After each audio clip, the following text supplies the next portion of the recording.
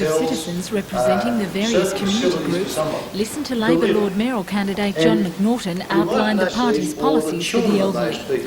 An aged persons welfare officer will liaise with the various community groups in council.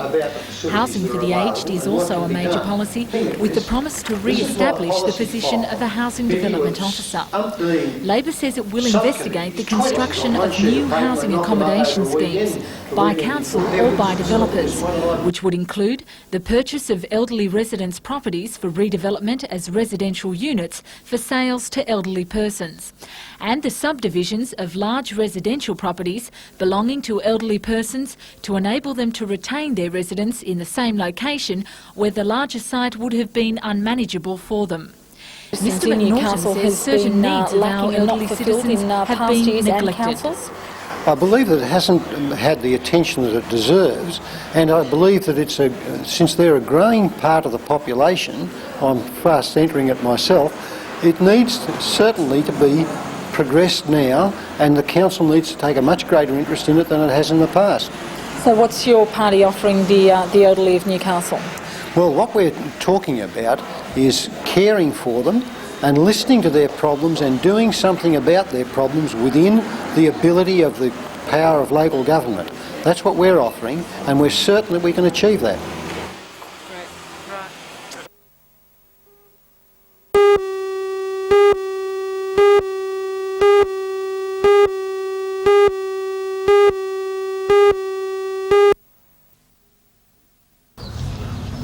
Receivers Peak and Marwick were called in yesterday by the company's major creditor, the Citicorp Bank.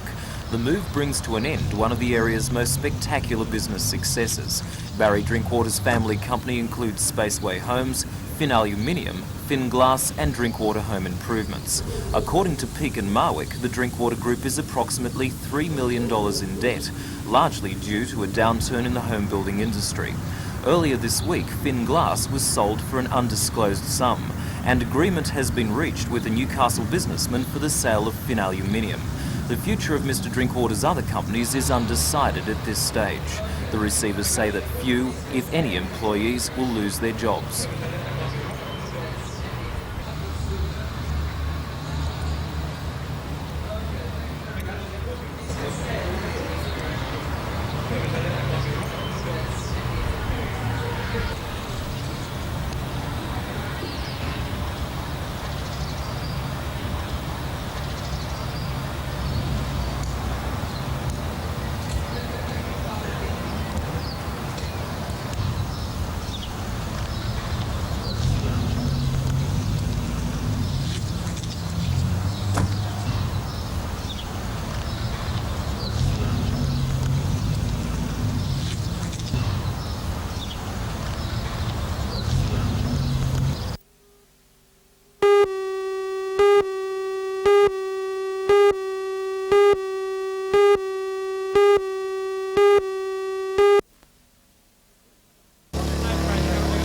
Burnt 73 class diesel electric blocked the main northern line of Beresfield for more than 2 hours last night.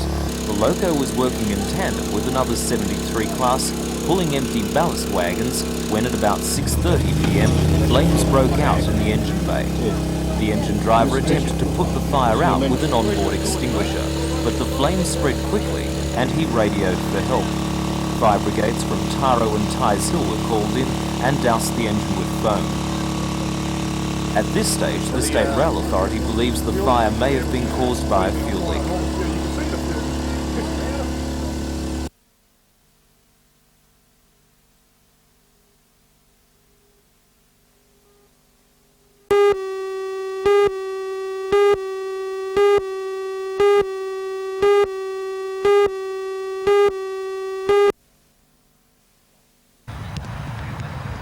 The atmosphere was tense at Adamstown Oval last night when Newcastle Rosebuds United were going through a final training session for Saturday night's crucial match.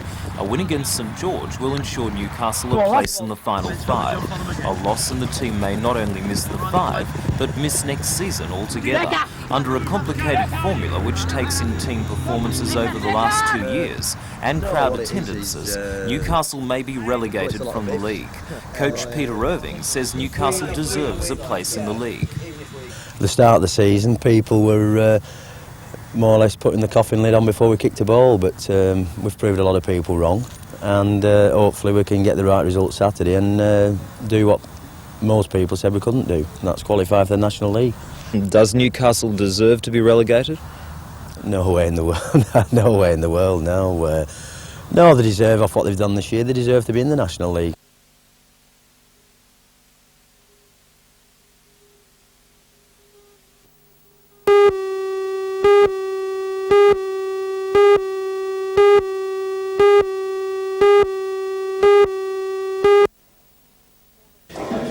More than 400 oyster farmers attended the open day at the research station at Taylor's Beach to hear speakers from Australia and New Zealand address the problems and talk about the future of the industry.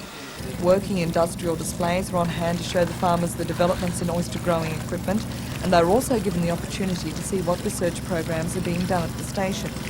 One of the menaces to the Sydney rock oyster industry, which is the species that Eastern Australia is famous for, is the Gygus or Pacific oyster. This larger and, according to the gourmets, less palatable oyster is a growing problem in this area. And the Minister for Agriculture, Jack Hallam, says the building up of the Sydney rock oyster is one of his department's priorities in combating the problem. Towards this end, the Minister has announced a grant for a commercial rock oyster hatchery. I've announced today $1 million for a research hatchery, and this hatchery will provide juvenile oysters to the industry, and it will guarantee that there will be no Pacifics among them, simply by virtue of the fact that they can be bred here on the research station, whereas a lot of the spat is produced in Port Stephens, where there are bad infestations of G-gas. From the hatcheries here. According to the manager of the research station, Bob Martin, this hatchery and others being set up around the state will change the face of the industry, cutting down labour and improving the genetics of the rock oyster to make it an even more marketable commodity. We're talking of being able to produce anything up to 2,000 oysters per litre of water at 3 weeks old. That means that we're able in 20,000 litre tanks to produce quite a big number of oysters. We'd sell those to the oyster industry at a slightly above cost basis, and we can then make the oyster industry more efficient. We can also improve the genetics of the oyster industry, and that way we can have a faster growing and much better oyster. It's hoped that construction of the hatchery will be completed by this time next year, and then the oyster farmers will be able to buy the young oysters 3 or 4 months after that. And in Nelson Bay this afternoon, Mr Hallam handed over the title deed to 58 hectares of Crown land in the Port Stephens Shire. The land between the Gangan Army Camp and the Nelson Bay Water Supply catchment area near Tomaree now belongs to the Warramai Aboriginal Land Council. The claim was lodged under the Aboriginal Land Rights Act. It's one of 230 land grants across the state to be approved since legislation was passed in 1983.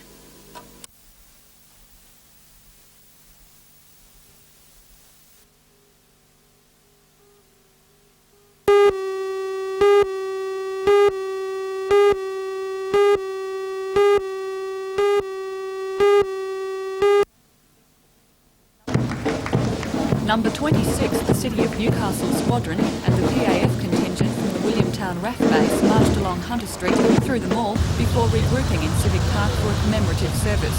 The annual ceremony marks the anniversary of the Battle of Britain, which took place 46 years ago. This was the turning point for the Allies in World War II and represents to the Air Force the coming of age of air power. Those who have known war Following an address or by Wing politics Commander McGrath, can the identify operations with the officer from combatants. Williamtown, wreaths were laid in memory of those who lost their lives.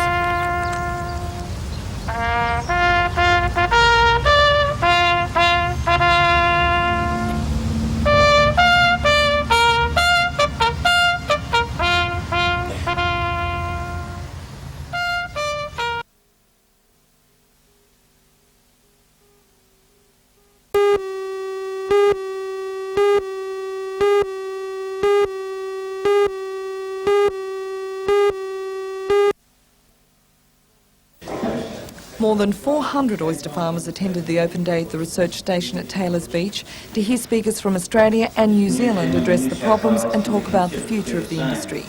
Working industrial displays were on hand to show the farmers the developments in oyster growing equipment, and they were also given the opportunity to see what research programs are being done at the station.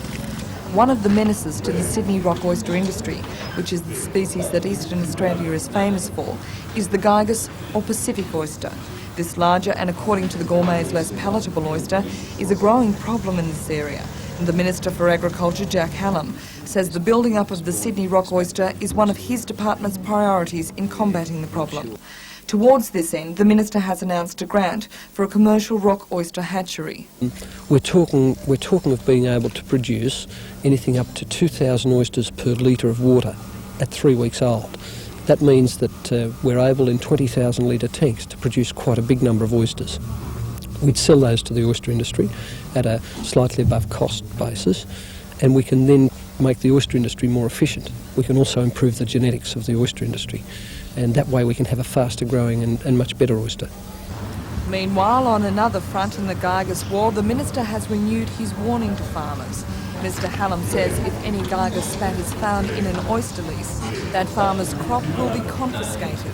So has this threat of reprisal dampened the farmers' willingness to cooperate with the program? Because they realise the seriousness of the problem, and that's the idea. It's meant to be a very severe penalty.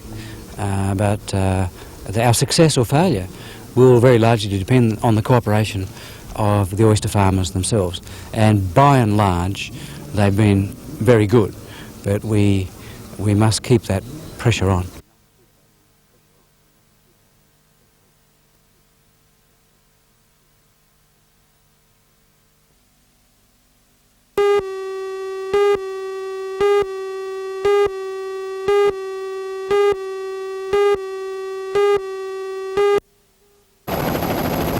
The federal government is expected to make a decision next June on the $2.6 billion contract to replace the Navy's Oberon-class submarines. The New South Wales Advisory Committee has received 4 independent reports which all come out in favour of building the new generation subs in this state.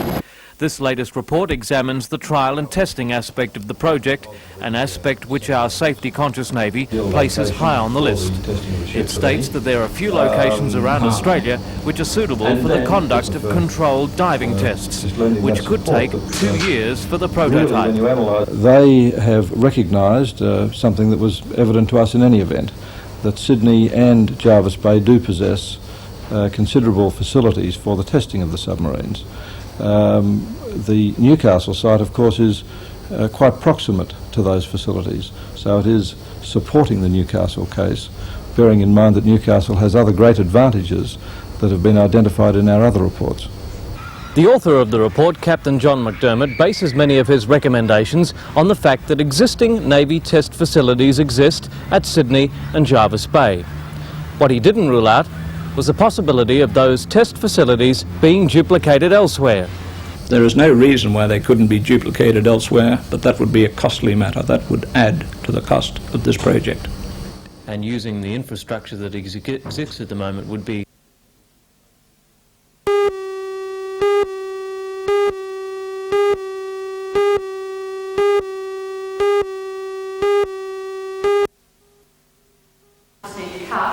More than 150 people turned out for the meeting, attended by the member for Newcastle, Alan Morris. Speakers, including Lord Mayoral candidate John McNaughton, slammed the budget decision to close the local office of the Department of Immigration and Ethnic Affairs. The meeting was also critical of cuts to the English second language program and the proposal to merge SBS with the ABC. It was decided to send a delegation to Canberra as early as next week to speak to the relevant ministers about the moves in the hope that they can be reversed.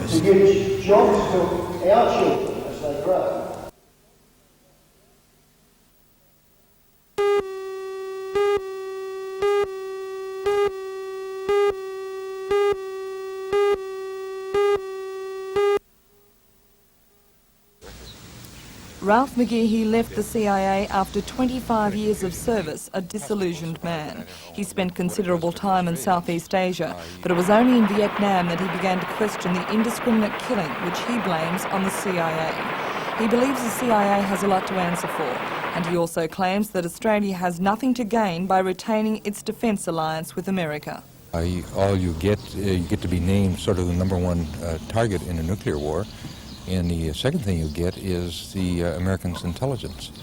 And it's my experience, and very provably so, that the intelligence is nothing but propaganda. So what are you getting? You're being propagandized by the intelligence that you're receiving. Given the CIA's alleged involvement in Australian affairs, do you think Australia should cut all ties with America? Oh, no, I don't think you should cut your ties completely. I think you should adopt your own independent foreign policy. I don't see why you should tie your foreign policy to what America wants. What Australia is being, has always been told, as the rest of the country or the rest of the world is being told, if it's not the United States, then it's the Soviet Union. Well, that's fallacious. It's not true at all. Look at New Zealand. They've adopted an independent foreign policy. And they're not being taken over by the Russians. But we are taught to think in those sort of terms. If it's not the Americans, then it's the Russians.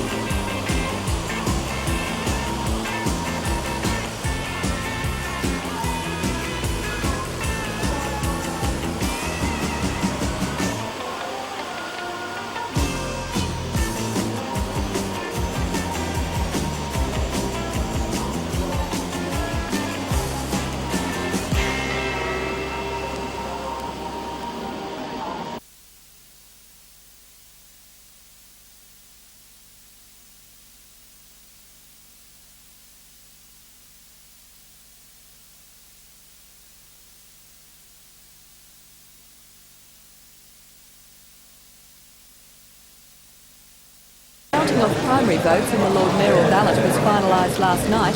78,827 votes had been tallied. The ALP's candidate, John McNaughton, secured more than a third, with almost 28,000 first preference votes. His closest rival was the citizens group's Don Geddy, with just under 15,000 votes. The distribution of preferences is now underway, and returning officer Ian Dixon says a result on the Lord Mayoral ballot may be known by late this afternoon. It's expected to be several days before the 12 seats on the new City Council are finalised, though at this stage it appears Labor will secure 4, possibly 5 seats, the Liberals 1, possibly 2. The Citizens Group is struggling to win 3, with independents Margaret Gumas, Vic Bell and John Tate all close to securing seats on the new council.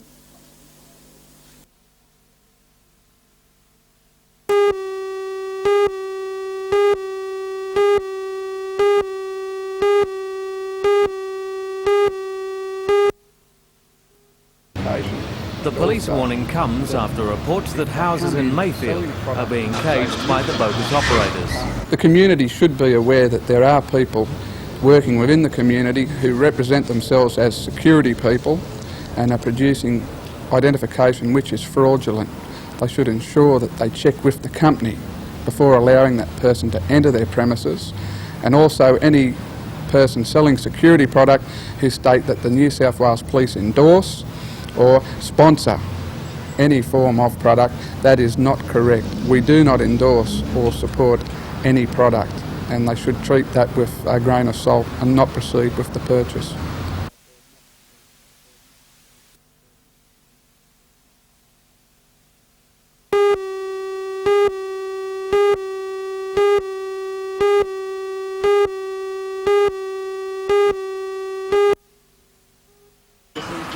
According to Cole Samways, who'll be competing in Hawaii, surf skiing is one of the fastest growing sports in Australia. But he says it's taking other countries a little longer to catch on. Cole, who leaves the World Championships tomorrow, says Australia is leading the world in the sport. But he says he's expecting some tough competition from the up-and-coming South Africans. They're very, very competitive over there, and we're expecting a strong challenge from those guys. But I think most of the competition will be coming from Australia. You're confident that an Australian will come back with the world title again? Yeah, hopefully a Newcastle rider if we can. But I think we'll bring it back. Yeah, for sure.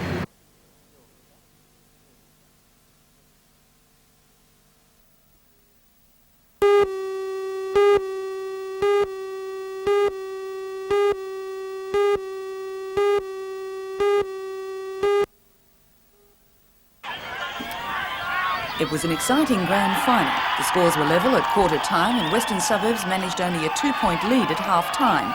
By three-quarter time, Warners Bay had managed to climb on top, but only just, and going into the final quarter, held a slender lead of just 3 points.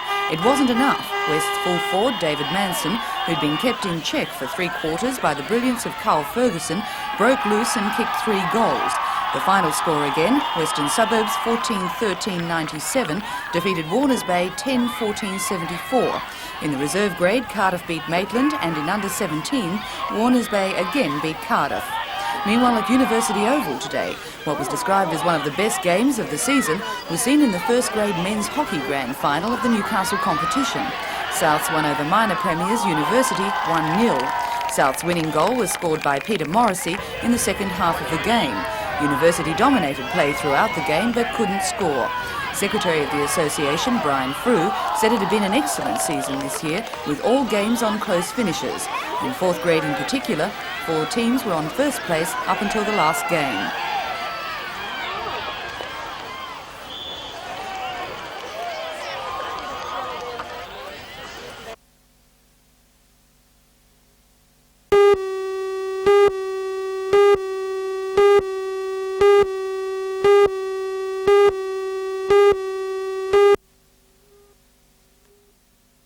Officials from the Aviation Department's Air Safety Bureau say the pilot reported a loss of power just before the helicopter ploughed into a house at North Rocks. The occupants of the house escaped unharmed, though the pilot and 2 young passengers were injured. Meanwhile, investigators in Britain are trying to determine whether driver error or signal failure was to blame for yesterday's collision at College Junction near Stafford. 1 man was killed, the driver of the Liverpool to London train, and 70 people were injured when it collided with the London to Manchester Express. In the recovery operation, huge cranes are now lifting the jackknife carriages from the tracks.